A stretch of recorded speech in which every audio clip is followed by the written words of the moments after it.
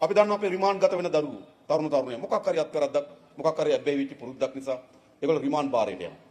සාමාන්‍ය හොඳට ගිහිලා රිමාන්ඩ් බාරේ බලන්න. අද සිරගත වෙලා ඉන්න බොහෝ අයගෙන් වැඩි ප්‍රමාණයක් සිරගත වෙලා ඉන්නේ 3-4 සැරයකට වඩා. ඔබ දන්නවා ඔබේ ගමේ අය ඉන්නවා. මාස 6ක් ඉරේ ඉන්නවා. මාස නේද 3ක් ගමේ ඉන්නවා. ඊළඟ ආයි මාස 6ක් ඉරේ.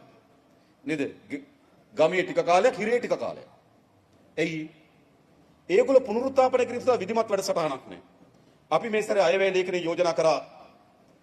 අයවැය ලේඛනයේ යෝජනා කරා අපි මේ සැරේ සිරගත වෙලා ඉන්න බන්ධනාගාරගත වෙලා ඉන්න හැකියාව දක්ෂතාවය තියෙන දරුවන්ට අපි ලබා දෙන වෘත්තීය පුහුණු පාඨමාලාවක්. එයා හිරෙන් එළියට එන්නේ NVQ සහතිකයක් එක්ක. ආරම්භ කරන්න. එහෙම නැත්නම් මොකද වෙන්නේ? එයා එළියට ඇවිල්ලා රස්සාවක් හොයන්න පොලිසියෙන් සහතිකයක් ගන්න ගිහුවාම එයාට එන්නේ අපරාධයකට වෙලා අධිකරණයෙන් දඬුවම් ලැබපු කෙනෙක් කියලා. ඒතකොට එයා කිසි රස්සාවකට ගන්නේ නැහැ. අන්න ඒතකොට එතනින් පස්සේ එන්නේ එයා රිමාන්ඩ් ගාර බත වෙලා හිටපු ඇත්ත. හැබැයි ඊට යහපත් වෘත්තීය පුහුණුව සහිතව ඇවිල්ලා තිනවා දැන් රස්සාවට ගන්න කියලා.